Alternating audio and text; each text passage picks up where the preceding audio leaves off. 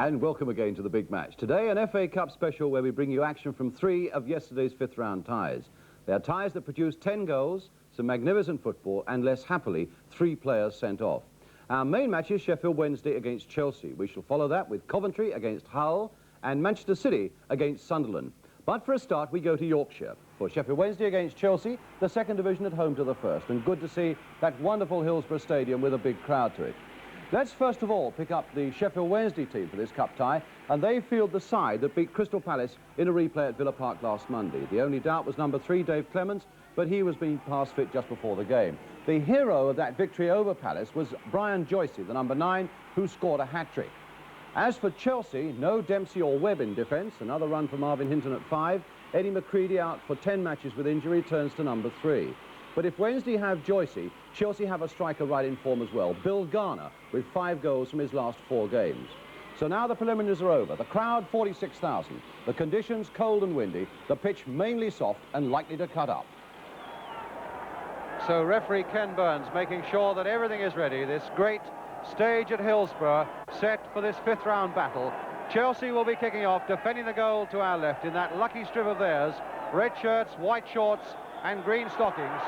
Sheffield Wednesday in white shirts and blue shorts. Towards Bill Garner, a battle in the air that he's going to have with Holsgrove throughout the afternoon. Kemba couldn't get to it, and the ball going off coil into touch for Chelsea's throw. Chelsea having beaten Brighton and Ipswich to get here. Sheffield Wednesday having already put out 2 London sides, Fulham and Palace, having beaten Palace with that second replay last Monday. Hinton and McCready keeping it in, Houseman touching it inside again, Kemba leaving it for Hudson. And Profit there before Osgood, and another throw to Chelsea. Alan Hudson, but Chelsea without 2 of their other great stars, John Dempsey and David Webb, which Yorkshiremen feel might make them a little vulnerable in the air at the back. Rodrigues. Cooley there for Clements. Again the chip, this time towards Sunde. Garner. Beautifully played there for Garland. Hudson inside him. Played on again, accurately there for Garner. Back for Osgood, who's hardly had a touch so far. Hudson hitting one first time. But the whistle had gone for an infringement, I think, before Hudson struck that ball. He hasn't scored this season, Hudson. He had 2 in the game against Norwich that was abandoned. They don't count. No, it's a goal kick to Wednesday. Peter Grubbett. Sissons, Craig and Sissons. Joycey. Craig and Henderson. They seem to be playing a lot on Henderson this afternoon, and he looks as though he's a player in the mood. But now it's Sissons. Craig. Wednesday's confidence is building, but Harris stopping them that time. Kemba again. McCready. Straight to Willie Henderson. What a bad mistake. Still with Henderson. Onto his left foot. And a shot straight at Phillips. And he only got that at the second goal. He really does seem to be a player of moods, Willie Henderson, and it's the right mood at the moment for Sheffield Wednesday. A push by Profit on Osgood.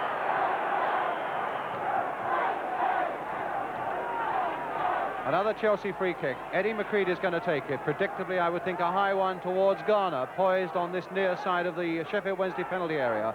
Garland with him.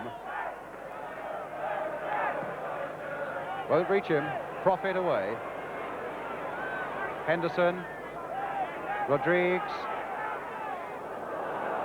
and the throw given to Chelsea. Not a popular decision at Hillsborough. They felt that that came off Peter Houseman, number 11. But Kemba then to take the throw for Chelsea. With Ian Hutchinson out of the side, the nearest thing Chelsea have to a long and effective throw. And a corner.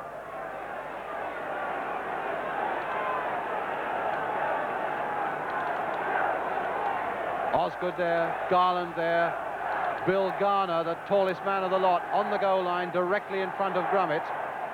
But Hudson now to take what will probably be an in-swinging corner for Chelsea. Curling in there again, and Garner just beaten by the fists of Grummett. Garner turning it back again, and once more Grummett goes down.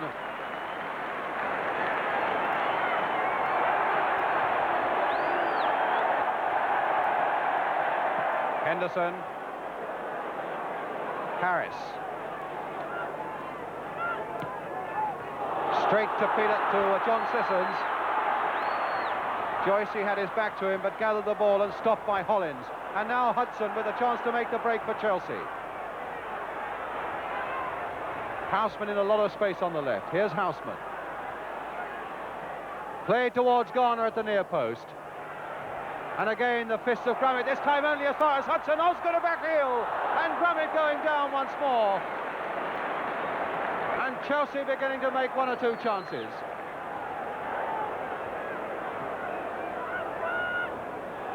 Harris first time. Tommy Craig. Sissons. Oh, a body check there by Harris.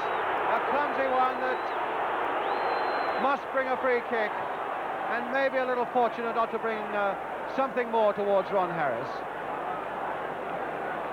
A real ice hockey type body check there by Harris on Sissons. And Wednesday get the free kick.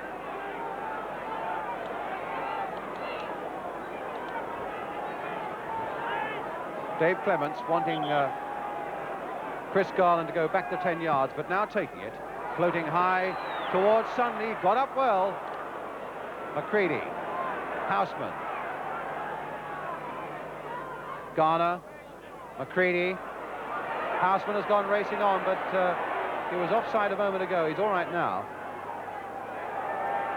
And Rodrigues turning it back, and McCready caught Rodrigues on the back of the heel. Followed through there, and he's being called to referee Ken Burns, and McCready is getting booked for following through and catching Rodrigues on the back of the heel. McCready's first game since December. He missed 10 games, and now with something like 17 minutes of the first half gone, Eddie McCready, Chelsea captain, is booked.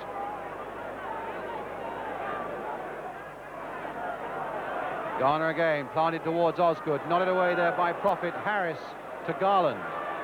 The arms aloft in that penalty area, Chelsea men wanting it in the air, and that fell against Rodrigues, and now it's with Houseman. Pass one, tried to get the shot in, but it comes off the Wednesday defender, Roy Coyle, and behind for the Chelsea corner.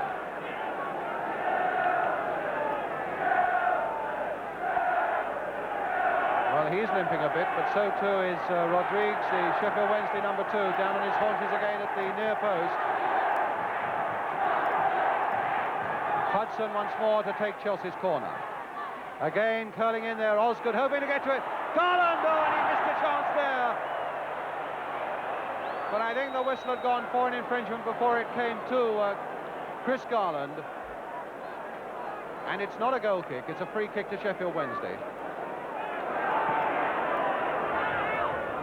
Hudson's header. Clements now. Hudson again. Coyle getting it now to Joycey. Craig. Henderson. Good play again by Henderson with Sissons now for Sheffield Wednesday. Oh, and there's a chance now. Coyle! And a goal!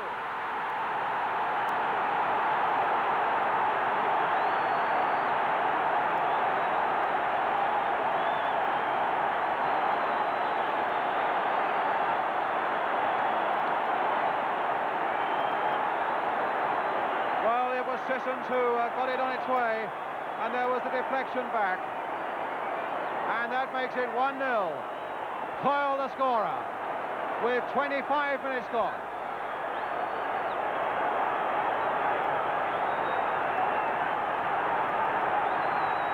And that really has got Hillsborough buzzing now. Garner up once more. Hudson hard after it. Osgood in as well. Now once more with Hudson. And a corner to Chelsea. Well, it's the first goal that Roy Coyle, the 25-year-old Irishman from Belfast, has scored this season. And it's one that really has set Hillsborough going now. Collins. First time and well wide.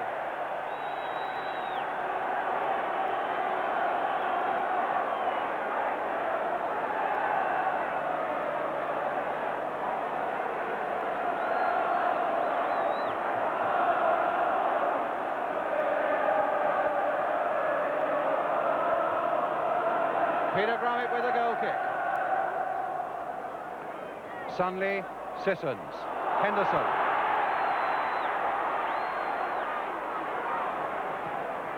Sissons again. Down this time for Coyle, the scorer. And now Craig. Chip forward again towards Sunde. McCready away. Coyle. Sissons. A chance to get in a shot maybe. Playing it instead for Henderson. Played again, this time for Craig. Hit first time! And a push round the post by Phillips, who saw it very late. And Wednesday get a corner.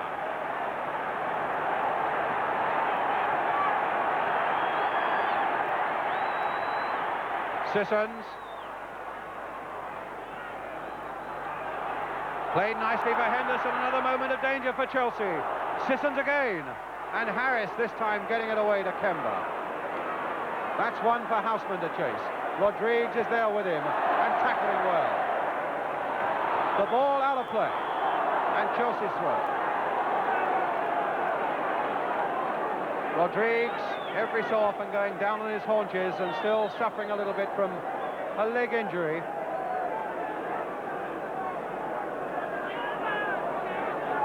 Collins, driven hard again towards that Wednesday penalty area, too hard.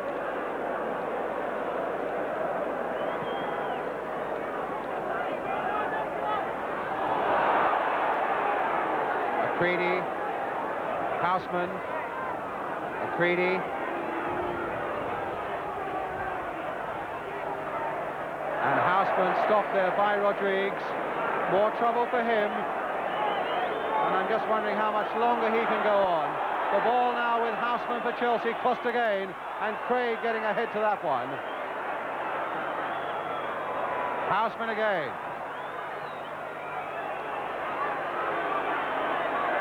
And Houseman yet again. Osgood. Garland. Played again for Osgood. And Houseman coming in on the far side, played low, and nobody there to collect it. Sunde. Hudson.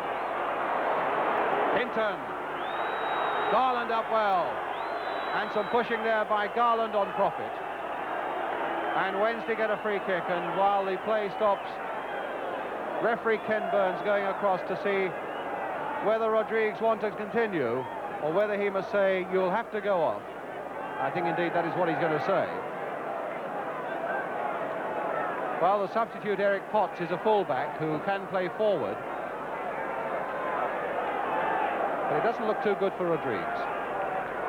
Policeman having trouble there with the crowd, which is packed in behind that goal. Kemba. The Hillsborough crowd now firmly behind Sheffield Wednesday as Sunde takes it up again for them. Joycey and Henderson up in support. But now it's with Hudson. Harris. Miscued badly there. Ball bobbling a bit for him, and it's Clements to Sissons.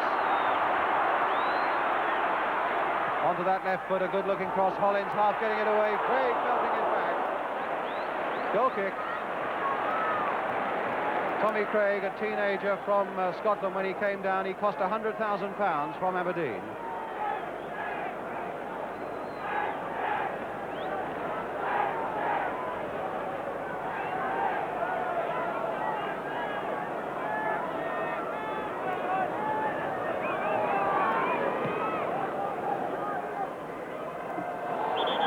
Pushing and shoving again there between Garner and Holsgrove. A really physical battle there. Chelsea's free kick, Hudson with it. And again the red shirts are massing in that area. Garner's up amongst them. Holsgrove was stretching there. Osgood turning it back beautifully for them. Houseman and Garner! 1-1.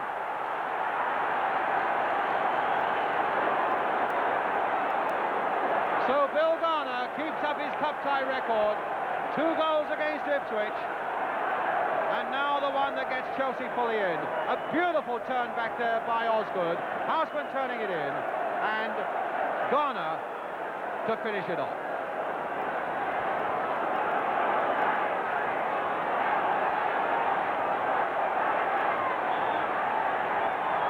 So 1-1, and the cup tie truly springs to life now as the ball finds Henderson on the far side. Coyle to Craig.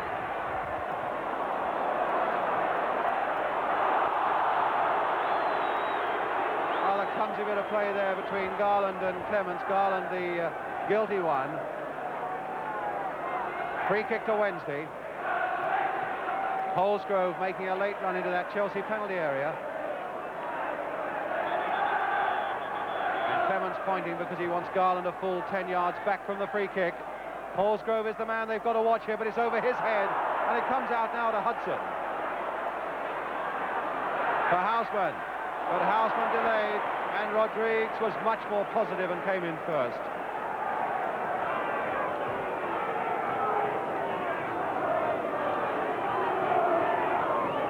Garner again.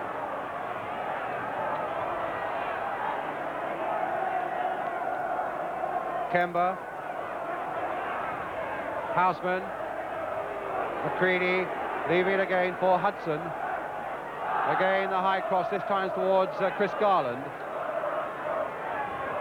Joycey.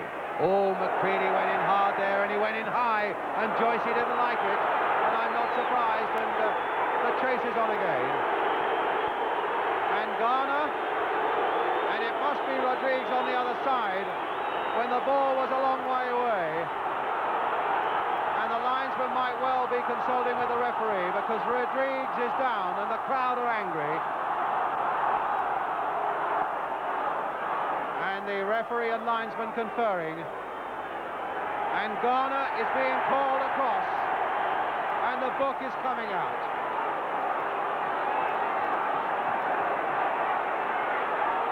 Garner giving his version, Ken Burns on the evidence of the linesman giving the official version, and poor old Peter Rodrigues truly in the wars.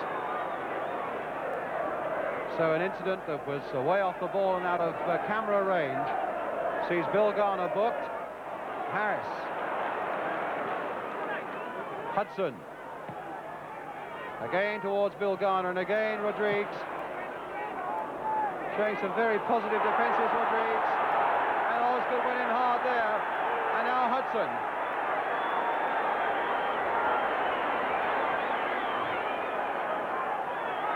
No problem for Grummet. And Hudson was down. Rodrigues. That was another incident that happened off the ball, and Osgood is furious that the referee didn't spot it. Certainly the cameras didn't spot it.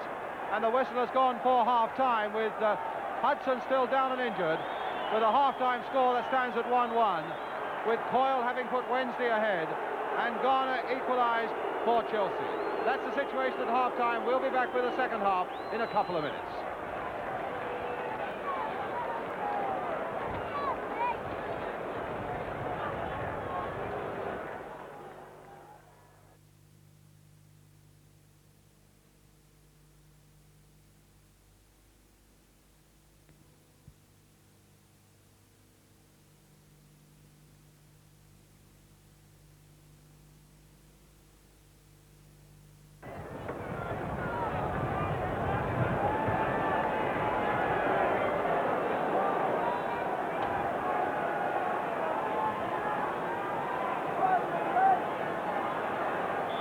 So 1-1 then, we stand at the start of the second half with one or two rather seamy and sinister things happening off the ball in that first half, and here's Sunde right through.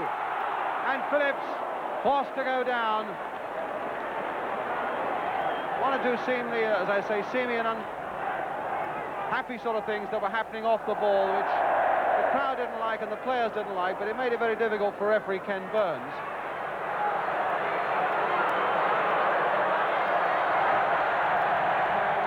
Joycey and Harris in just in time. Garland losing out again to Craig, very aggressive indeed, and Craig continuing his run, a chip in again towards Joycey, and Harris getting it away with Chelsea in a lot of trouble there. Kemba. Garner offside.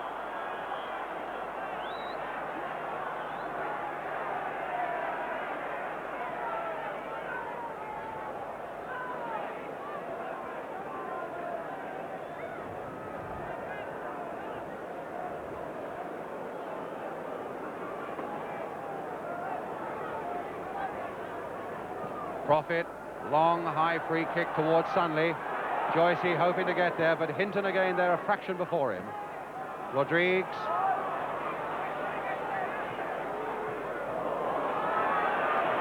Clements. Sissons. Craig leaving it again for Sissons. Rodrigues. Henderson. Always a roar when Henderson gets the ball. The crowd obviously expecting something quite spectacular from the little Scot. There's Sunde now for Henderson. And now Craig. Will he hit this one? Oh, and he's lost out on it. And Joycey almost there with a chance. That was nearly a tragic mistake there by Phillips. A not too difficult ground shot. And he couldn't hold it. And Joycey was following in fast. And Wednesday get a corner. Joycey on the goal line. Profit has come up. Holsgrove has come up. All the big men are up for Wednesday. And now Henderson hitting it back again and straight at Phillips. Really lively start to this second half.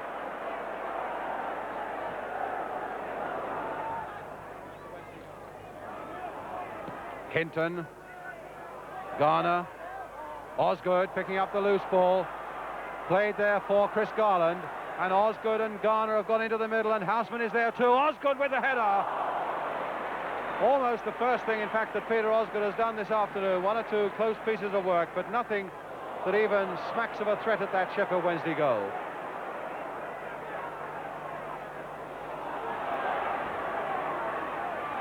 It's got to be a free kick.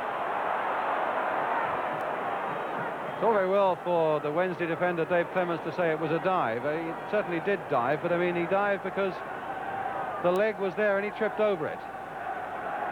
So Chelsea's free kick. And there's Osgood in! Yes! He's done practically nothing all afternoon. And he was beautifully there on the spot. A beautifully taken free kick there by John Hollins towards the near post, beating them all. Drummond gets his hands to it, but it's 2-1 to Chelsea.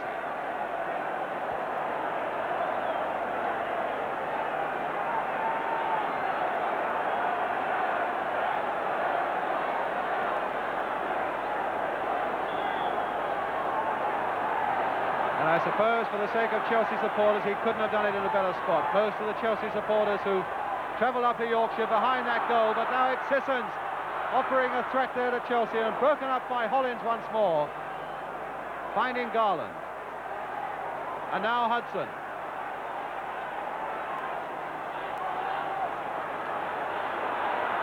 Good run there by Hudson. Played on a nice one too with Osgood, and now for Garner. Try to turn it inside again.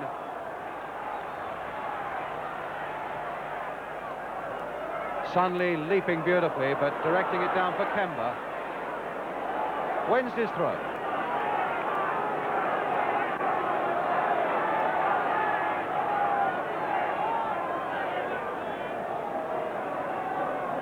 Harris. Another throw to Wednesday.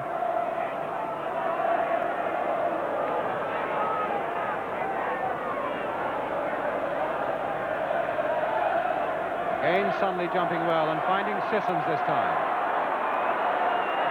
It's a fair-looking cross towards Joycey, and now Henderson goes in.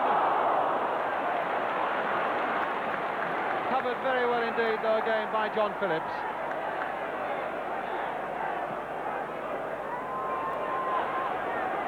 A wrestling match again between Garner and Holsgrove. A foul there on Peter Osgood by Roy Coyle. Hudson. Oh, he might get into trouble, but he got himself out of it well. Kept his head beautifully and found McCready. Houseman. Again the near post cross, but that time Grummett was there before Garland. Henderson. Osgood getting back there to get on the goal side of him. Sunley. And he slipped past Hinton, and that hasn't happened very often this afternoon. In goes Kemba. Sunley again. Henderson. And Craig getting in each other's way, but Craig letting one go straight into the arms of John Phillips.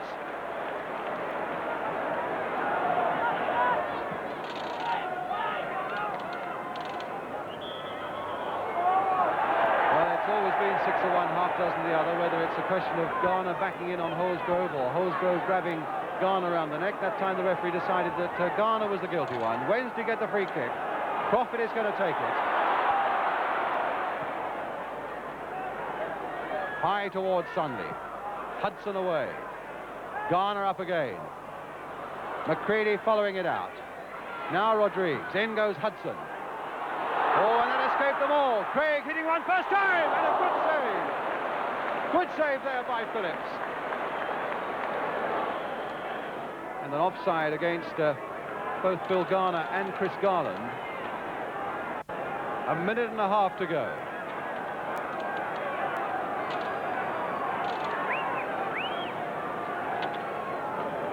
A long pick by Clements. Sunley for the umpteenth time trying to get under it. That time stopped by Harris. Garner's header.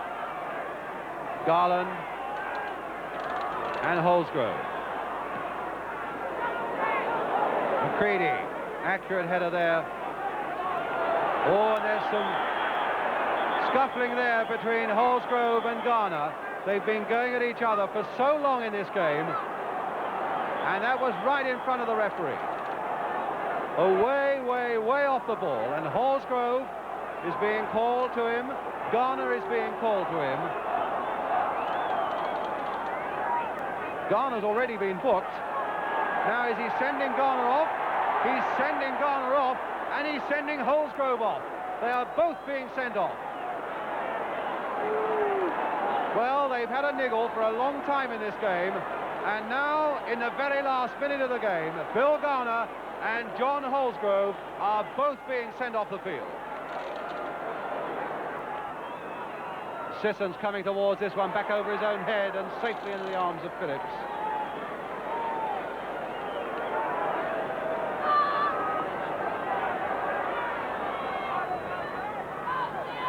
Hudson, Chelsea, who lost surprisingly in a cup semi-final to Sheffield Wednesday in 1966, but they've won twice in cup ties since, and Hollins there across to the rescue as Sissons was bounding for that penalty area.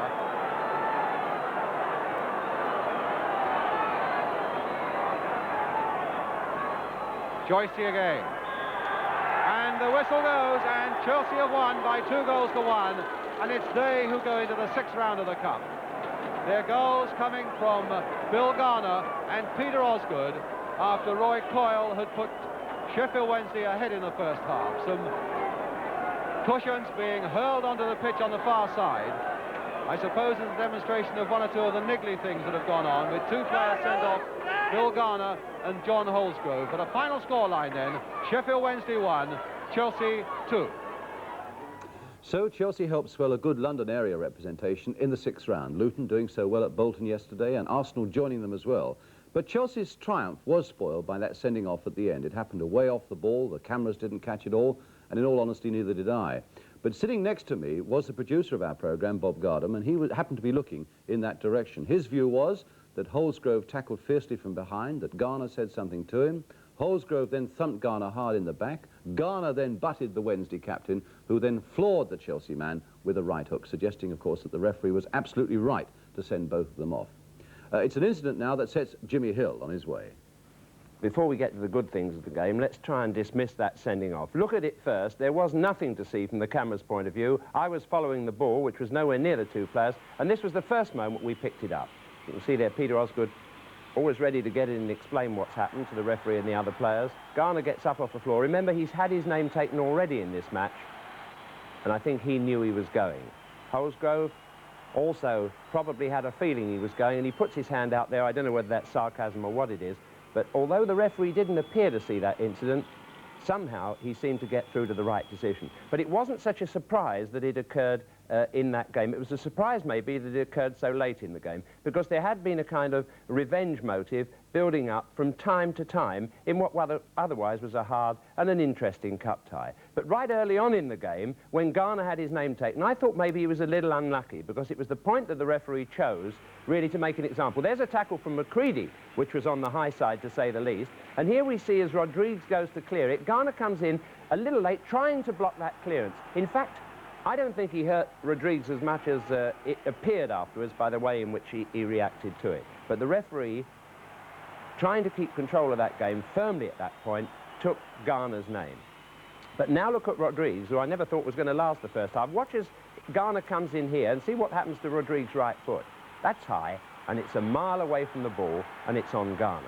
So you can see really why he was a little aggravated by what was going on in that game. Rodriguez went down so many times in the first half, as I said before, I never thought he was going to finish the game, but he did. But it was a nasty, explosive incident to mar that pretty good cup tie anyway. A lesson probably for Bill Garner. We've said good things about him on this programme in the past, and he's a player who's improving week by week, and he's obviously got a fine contribution to make to the game. I hope this is the last lesson he'll need, and he'll clean it up in the future. Now let's deal with the good things in the game. First of all, Peter Osgood's goal. You may remember he scored a goal something like it for Chelsea against Leeds in a cup final, and also a couple of weeks ago against Brighton in the earlier round. Here's Hollins, a beautiful chip there, taken with only a stride, but the magic of it is how Osgood has managed to keep onside and yet beat his opponent to that ball by 2 yards. That's the great technique that he has of the timing of the run. Here we see him against Brighton. This time it's Hudson chipping it up, but he's made the same explosive run, catching a defender out. That time he put it in with his foot. But the timing of his running, really, Peter Osgood's running from a dead ball movement, is perfection when you think the defender knows that his only job is to keep between him and the goal, and somehow he still manages to slip them. Not the best game from Peter Osgood yesterday. I thought the mud was bogging him down, and I was wondering exactly when he was going to flash into it, just at the moment when he got that really brilliant goal. But what about Tommy Craig? Tommy Craig I haven't seen. Well, I saw him once at Crystal Palace, and he had a pretty good game then. But for me, he was in Sheffield Wednesday's team, and he was the star of that match. He really had a brilliant game, and I wonder how Scotland can do without him in their under-23 team, let alone the full national side. He's very aware on the field. He was never caught out on the ball. There's a beautiful back header, showing he knew that Sissons was behind him before he laid it back. Now, we pick him up, sorting out the best pass on very quickly indeed. Gets the ball there, turns, and gently eases it through to Coyle. But it was his determination to use his shooting and heading skill to get an equaliser that really took my eye. Pick him up, first of all, with this header from Henderson's corner. He comes flying in there, made the space, just too high with it, but a very brave attempt. And the one moment, of course, where John Phillips erred. I thought he had a good game yesterday, but he nearly let this shot slip. In fact, he did let it slip. And it was only John Hollins coming in. There's the shot from Craig. Bounds out, and Hollins, alert as ever, gets it away. Once again, we see his ability to kick with the other foot. Here he dummies his way into a shooting position, whacks it with his right foot, and I can assure you that if that hadn't been blocked, that shot was on the goal. But he's an aggressive player too. Like Bremner and Gemmell, Scottish counterparts, he was tackling like that throughout the game, and here it gets his reward because the ball comes back to him to get another one of those fizzing shots on target. He's always on target when he hits it. And again, another fine save from John Phillips. And finally, probably the best attempt, because he hits this one first time on a muddy pitch.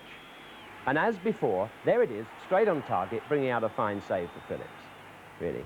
I was rather impressed with Sheffield Wednesday yesterday. I think Derek Dooley's done a good job there. They played some good football at times, had the better of the first half, but probably would have agreed that Chelsea just deserved to win in the end. But who was responsible for Chelsea's victory? For me, more than anybody else, it was the unsung heroes, people like young John Phillips, Peter Houseman, Marvin Hinton coming into the side and playing very well. But more than anybody else, Steve Kember, who does the unselfish things in the game. He was always in the thick of the fray, always winning tackles, really always contributing to his team to the best of his ability. I think sometimes maybe Chelsea fans underrate his ability for the side just a little bit. So when they go into the Cup tomorrow, remember Chelsea's unsung heroes.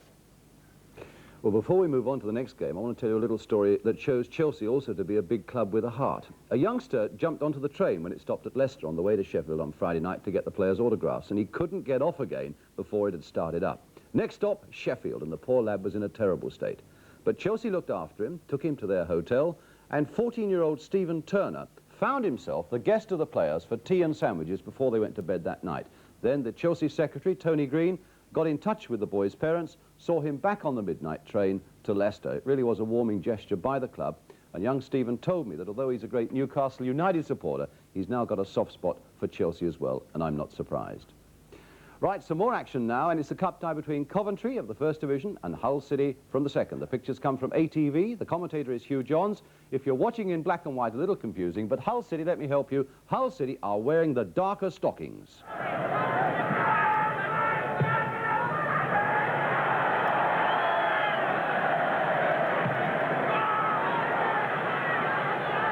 Okay, well positioned. Carr for Coventry. Steve. Beautifully against Kay. Neat skills. Hutchison. Hutchison. And number 8. It's a goal. Alderson. 1-0. 17 minutes of the first half gone. Brian Alderson, Coventry's leading scorer, puts 1-0 on the board. Beautiful bit of trickery by Colin Steen. The cut ball through for Hutchison, cutting it back from an impossible angle. Alderson on the line, the easiest goal-scoring chance he'll have all season. Alderson. Hutchison has long legs, tantalising Frank Banks again. And Banks didn't buy the dummy that time. McGill. Smith. Did that well. Tackling. Alderson against Neal. Oh, what a good one. That's Steen. That's 2-0. 2-0, 25 minutes.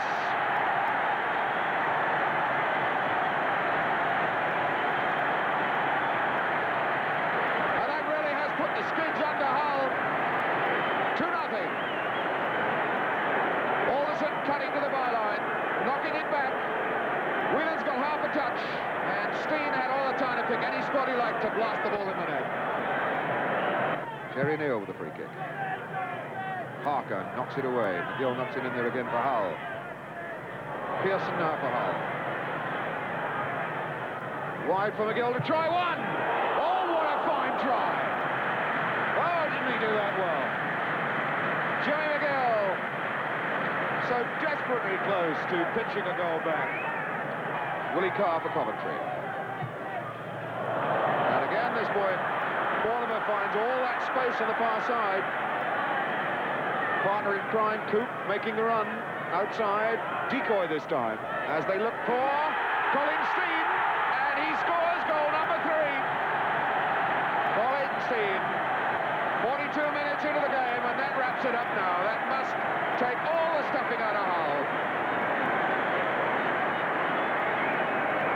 But look back on the vision of Willie Carr, again picking up Mortimer on the far side.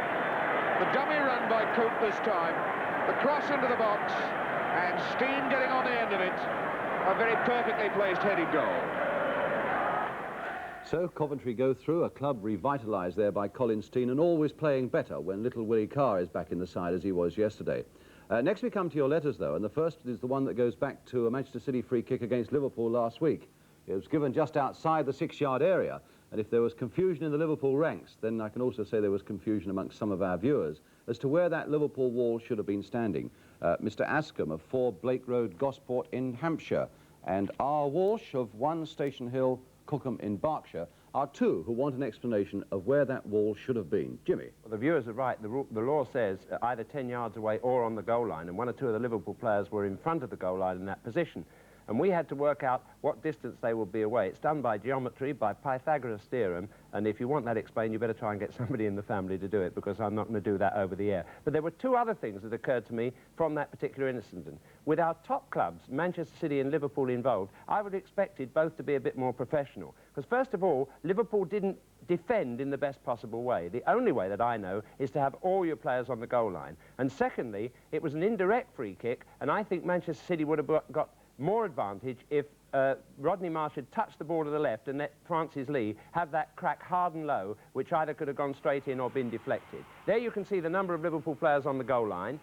There are 5, 6 outfield players plus the goalkeeper. Not enough in my book, because that you can see the gap there that there is in the net. And there you can also see Rodney Marsh having a go first time. Now, if he'd hit that straight in the goal, it wouldn't have been a goal because it was indirect. So it's nice to know that even the top clubs, once in a while, can learn something. Well, of all the letters I get, the most persistent seem to be those that accuse me of favouring one club or another. Most say I'm an Arsenal supporter. Many say it's West Ham. Recently, I've been a Crystal Palace supporter and so on. Me, I think I'm perfectly impartial. Impartial or not, we're going to do a test now. We've played a little bit of a trick on Brian there, and we've got goals that he's commentated on, scored by all of the London First Division clubs. So we can listen now, see whether you can find a clue as to which club it is.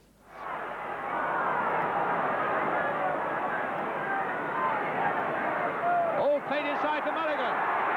And another goal! Paddy Mulligan second. And Mullery going hard in on Alan Oakes. There certainly seems to be a bit of feeling between Oakes and Mullery, and here's Perriman. Chivers! Chivers! Oh, there it is! Martin Chivers! And Redknapp to take it. Now Best. Planting it again there. Hurst to lead for it. McDowell in there too. And Lampard hit! Oh, magnificent goal! Frank Lampard! Simpson with the kick. Kennedy's head, and now O'Hare. Graham going in. Armstrong. Graham. A hard one across. Charlie George! Oh, he's done it! On the stroke of half-time! Charlie George! But this is an indirect free kick. Hollins. Oh, a great goal by Hollins! Well, I don't know whether that gave you any idea. One thing it seemed to point out was that he does enjoy goals. The other thing it pointed out to me was Fulham can't be his favourite club. But, Brian, for the viewers, who is it? Well, I tell you, all the lads here on the Big Match team insist that I'm a West Ham supporter, but the real truth is that my first love, and only love, really, has been Gillingham in the 4th Division. I've supported them since just after the war, and they were a Southern League side with Tug Wilson, Hughie Russell and the rest. A nice win yesterday for the Gills, 1-0 as well against Exeter. Nice to see those goals again, but our last match today is one that also produced some of the best action from the 5th round yesterday. Again, it's a 1st Division club, Manchester City, against one from the 2nd Division, Sunderland. At Main Road, the Granada cameras were there, the commentators Gerald Sinstadt. Manchester City are here in the plain shirts. Summerby with Guthrie going the wrong way. Guthrie's clearance. Booth, Towers, Guthrie's header. This is Doyle.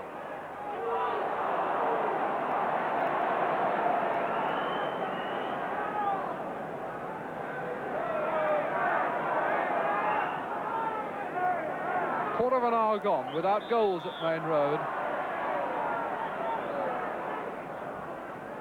That looked like handball. City wanting to place it and play it quickly. Doyle to Summerby.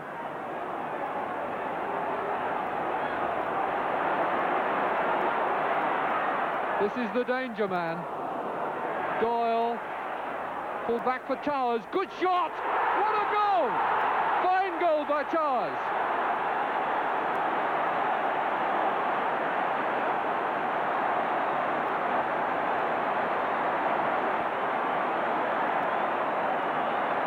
Backheel by Doyle, and Towers sees the chance and bangs it in off the post. Very fine marksmanship. Kept the ball down well and found the target absolutely spot on. Kerr with the free kick. Straight for Corrigan. Got a kick on the head then. And Tony Book not pleased with what's going on there. And Doyle sorting out Tuart.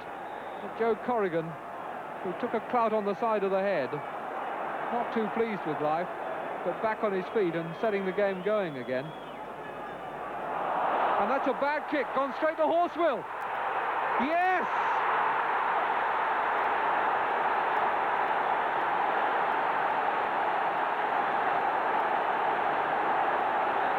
Absolute rank foolishness by Manchester City, and Horswell made it tell. Coming in on the shot and absolutely hammering it with his left foot. But a very silly kick by Corrigan. So Ken Barnes has done his stuff. Colin Bell goes back into the middle. Summerby will take the free kick. Booth wins it, but to no advantage. Malone.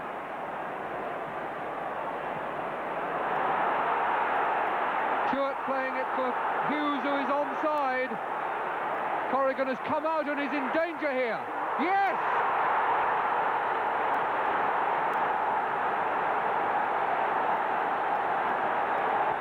Manchester City left without cover, and Hughes put Sunderland in front. 3/4 of the game gone. There's the ball that did the damage. Hughes was just onside. Corrigan comes half out and can't stop the shot from going in.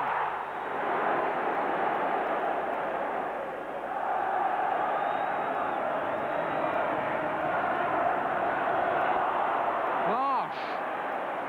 Lee. Pitt will put that way back in the crowd. Absolutely the right tactics in the situation.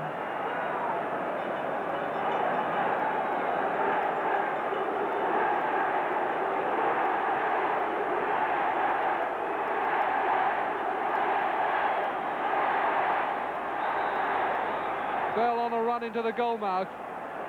And it's gone in off the goalkeeper. An own goal.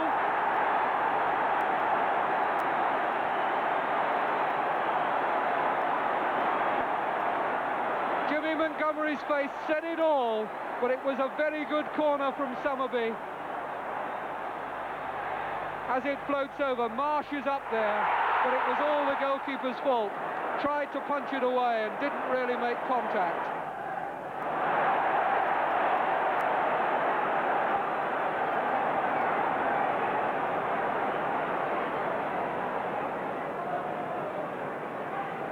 Tuart, past Book, and that'll be a free kick to Sunderland. Dennis Tuart was causing a lot of trouble then. All that Book and Jeffries could do, and in the end they resorted to a foul to stop him.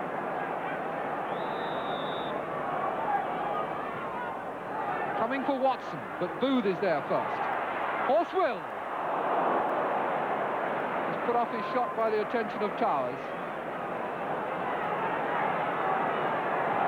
And Mike Horswell has played well in this game. There he is in it again. Haller. Towers. Horswell back after him, and the boots were flying a bit. And there's real trouble here between Towers and Horswell. Sending Towers off, I think. Towers, of course, has already been booked in the game.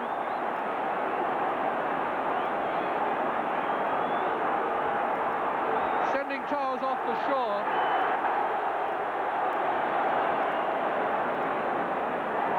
Just a booking for Horswell. Summerby to Booth, good header. By Montgomery. Marsh. And it's gone out for a corner. Montgomery now protesting to Mr. Tinkler.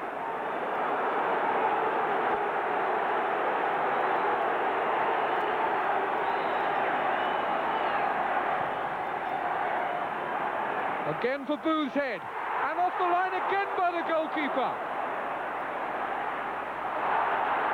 No foul that time.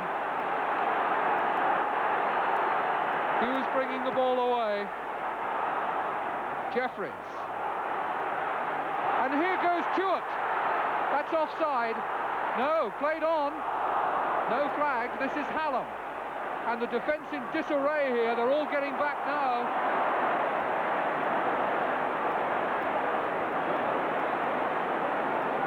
Miller.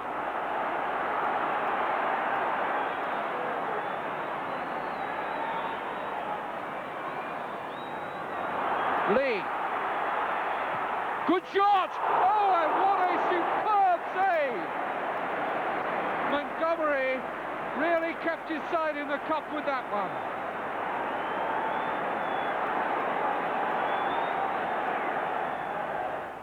And that's how it finished, 2-2, with the replay on Tuesday night at Roker. Next weekend, of course, the League Cup final at Wembley between Spurs and Norwich. That's one you can see only on ITV next Sunday afternoon. Our last action today is a reminder of what you can expect. Will it be Norwich, with men like Graham Paddon and his free kicks? And Paddon might be the man for it. Bowen and Cheesley over on his left. Paddon.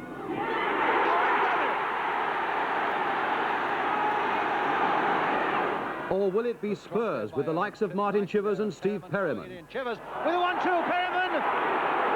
Yes! Beautifully played by Spurs.